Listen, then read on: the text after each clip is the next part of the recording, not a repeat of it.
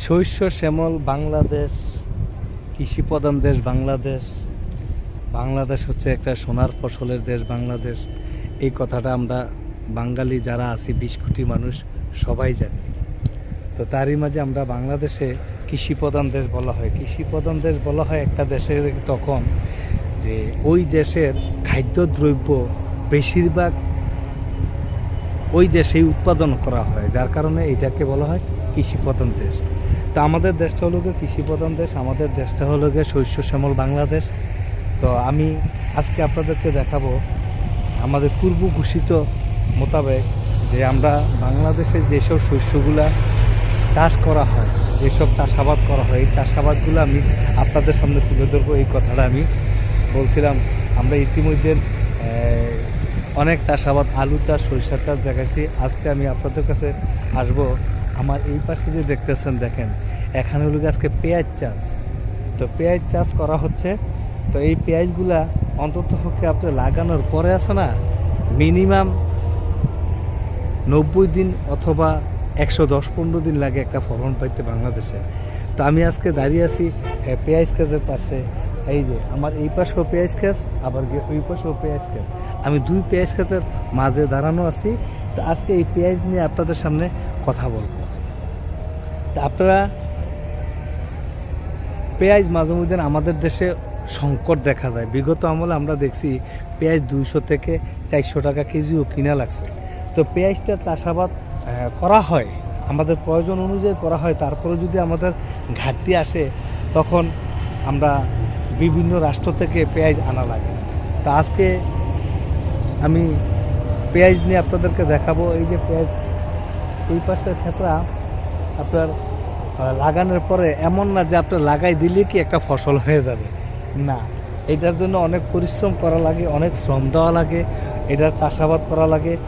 আপনারা দেখতেছেন এই সাইডের মাটিগুলো দেখেন আপনারা, আমি আপনাদেরকে দেখানোর চেষ্টা করতেছি। এই যে দেখেন, এটার মাটিগুলা আলগা করে দেওয়া হয়েছে, পানি দেওয়া হয়েছে। পানি দেওয়ার পরে মাটিগুলো আলগা করে দেওয়া হইতেছে, পরিষ্কার করে দেওয়া হয়েছে। এইটা এই পাশের ক্ষেত্রে দেখেন, এগুলাতে পানি দেওয়া হয়েছে। দেখতে থাকেন আপনারা।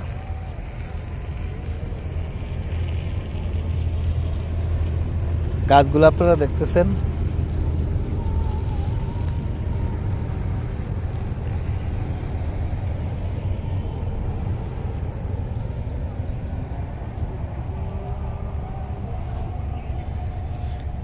এটা হলো ঢাকা খুলনা হাইওয়ে রোড, মাওয়া হাইওয়ে রোড বলে। এটার পাশে এটা চাষাবাদ করা হচ্ছে। এই যে আপনারা দেখলেন মাত্র পানি দেওয়া হলো। এই পানি দেওয়ার পরে এদিক দিয়ে দেখেন মাটিটা আবার কি আলগা করে দেওয়া হইতেছে।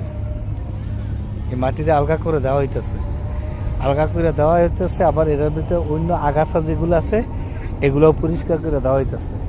এই সেটটা করার পরে মনে হয় কি এই সেটটাও কি মাটিগুলো আলগা করে দেওয়া হবে। আপনারা পেঁয়াজ গাছগুলো দেখতে পারতেছেন। তো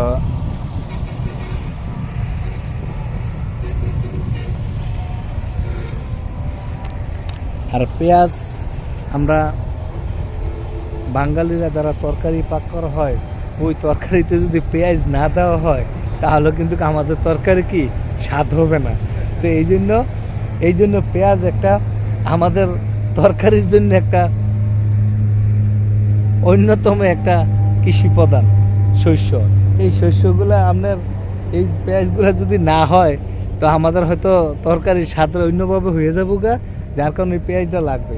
তা আমি আজকে এখানে আছি, দেখেন আমাদের এক ভাই এই কাজ করতেছেন। আজকে ওনার সাথে আমরা কথা বলবো। উনি এটা মাটিটা আলগা করতেছেন নাকি? এই মাটিটা যে একটু এদিক হন কথা। তো দর্শক বন্ধুরা, আমরা এখন দাঁড়িয়ে আছি যার ক্ষেত্রা, যে ভাইয়ের ক্ষেত্রা, যিনি পেঁয়াজ চাষ করতেছেন, ওনার সাথে আমি আপনাদের সাথে একটু কথা বলাবো আর কথা বলবো। দেখেন এই যে মাটিটা আলগা করতেছেন, মাটিটা আলগা করার কারণটা কি?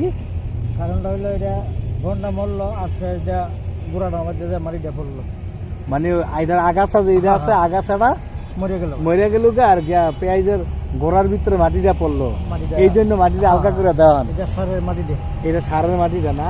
হ্যাঁ। এটা আপনার লাগানোর পরে কতদিন লাগে ফলনটা পাইতে? 3 মাস। 3 মাস লাগবে। জি। তো দর্শক বন্ধুরা, আমি আগেই বলছিলাম যে আমরা যেই শস্যগুলা চাষাবাদ করি, যে ফসলগুলা চাষাবাদ করি, 90 থেকে 100 দিন লাগে এটার ফল পাইতে। তো উনি বললো কি তা মিনিমাম 3 মাস লাগবে, 3 মাস পরে এই পেঁয়াজটা তোলা হবে। হ্যাঁ। ঠিক আছে, এটা কি আপনারা বীজ লাগান নাকি চারা লাগান? না, এটা দানা ফলানি লাগে। এটা দানা ফলান না? হ্যাঁ। তো এটা দানা ফলাই দেন লাইনে লাইনে, পরে এটা আস্তে আস্তে হ্যাঁ। করে গাছ ওঠে। হ্যাঁ। তো দর্শক বন্ধুরা, আপনারা যারা পেঁয়াজ খান, পেঁয়াজটা হচ্ছিল কিন্তু এটার একটা দানা আছে, বীজ আছে। এই বীজটা আগে লাইনে লাইনে আছে না, হ্যাঁ। এইভাবে সোজা করে ফালাই দেওয়া হয়, তখন এটা প্রায় 10-15 দিন পরে গাছটা ওঠে। হ্যাঁ। হুম, তো 10-15 দিন পরে গাছটা ওঠে। তা আপনি তাইলে এই পাশটাও কি আপনার? হ্যাঁ, এটা তো পুরাটাই। এই পুরাটাই আপনার না? চার পাখি। তো 4 পাখি না? জি। তো অসংখ্য ধন্যবাদ আপনাকে আমাদের সামনে কথা বলার জন্য। তো দর্শক বন্ধুরা, তো উনি বললেন যে কিভাবে চাষাবাদ করা হলো। আমরা একজন সরাসরি যিনি চাষাবাদ করেন, এটার পরিচর্যা করতেছেন, ওনার সাথে কথা বললাম যে বীজগুলো আগে লাইনে লাইনে লাগানো হয়, লাইনে লাইনে লাগানোর পরে তারপরে লোকে 10-15 দিন পরে আপনার আস্তে আস্তে করে বীজ থেকে কি চারাগুলো ওঠে।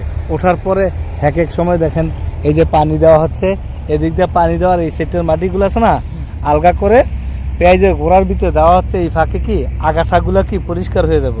এই ফলনটা পাইতে আপনারা দেখেন এই যে লাইন বাই লাইন একদম সোজা দেখেন লাইন চলে গেছে। তো পেঁয়াজ আমরা যে ঘরে বসে খাই, আমরা তো দোকান থেকে যার 1 কেজি লাগে, আধা কেজি লাগে, টস করে কিনা নিয়ে যাই 20 টাকা, 25 টাকা, 30 টাকা কেজি। কিন্তু যিনি চাষাবাদ করেন উনি বোঝে এটার ফলনটা পাইতে কতদিন লাগে, কত কষ্ট করা লাগে। আমরা তো ঘর থেকে কি একটা জিনিস পাইলাই। আর আরেকটা জিনিস হচ্ছে কি, মাঝে মধ্যে এমন আমাদের দেশে হয় যে যারা চাষাবাদ করেন, অরিজিনাল যারা কৃষক, তারা প্রকৃত মূল্যটা পায় না। তারা প্রকৃত মূল্যটা পায় না। এই মূল্যটা একটা দালাল চক্রের কাছে আছে না, চলে যায়। অসাধু কিছু ব্যবসায়ীরা কি করে, তারা মালগুলাকে গোডাউন করে, স্টক করে, মাল শর্ট দেখায়, পরে দামগুলা নেয়। আর আসলে অরিজিনাল যারা এই দেখেন কি কষ্ট করে কাজ করতেছে, অথচ প্রকৃত মূল্যটা কিন্তু ওনারা পায় না। ওনারা পায় না। কিছু অসাধু ব্যবসায়িক যারা, তারা কি করে মালগুলো স্টক করে, ওরা পরে দাম বাড়িয়ে কোটি কোটি টাকা হাতিয়ে নেওয়া হয়। তো যদি প্রকৃত দামটা যদি আমাদের দেশের কৃষকরা পাইতো, তাহলে এরা কি করত, কৃষিকাজটা করার জন্য আরও উৎসাহ কি বেড়ে যেত, উৎসাহ কি বেড়ে যেত। তো যার কারণে আমাদের দেশে মাঝে মধ্যে কৃষকরা আছে না, যখন একটা চাষাবাদ করার পরে তার প্রকৃত খরচটা যখন না পায়, মাঝে মধ্যে লস হয়ে যায়। তো যখন বেশি লস হয়ে যায়, তখন তারা আর এই পণ্যটা চাষাবাদ করা হয় না। তখনই আমাদের দেশে কি ঘাটতি দেখা দেয়। এই জন্য আমাদের দেশের যারা পরিচালনা করেন দেশটা, তাদের উচিত যে ভালো হাইব্রিড ধানের বীজগুলা, ভালো বীজগুলা যাতে কৃষকরা পায়। আর এরা ফসলটা ফলানোর জন্য যে প্রয়োজনীয় যে সারগুলা, এই সারগুলা যদি অন্ততপক্ষে কৃষকরা সহজে পায় বা ন্যায্য মূল্যে পায়, তাহলে তারা কি চাষাবাদ করতে আগ্রহ হবে। আর এদের যদি প্রকৃত ন্যায্য মূল্যটা যদি শস্যর পায়, তাহলে কি তারা প্রত্যেক বছরও কি এটা চাষাবাদ আরও বাড়িয়ে দিবে। তাহলে আর আমাদের খাদ্য ঘাটতি দেখা দিবে না। এই জন্য আমি মনে করব যে অন্ততপক্ষে আমাদের এই ভিডিওটা যদি কোনো প্রশাসনের কাছে যায়, কোনো ঊর্ধ্বতম কর্মকর্তার দিকে যায়, অথচ এই বিষয়টা যাতে অন্ততকে তারা চিন্তা ভাবনা করে প্রয়োজনীয় ব্যবস্থা নেন। ভালো থাকুন, সুস্থ থাকুন। আবারও কোনো এক পণ্য নিয়ে আপনাদের সামনে শস্য নিয়ে আমি হাজির হয়ে যাব। আল্লাহ হাফেজ।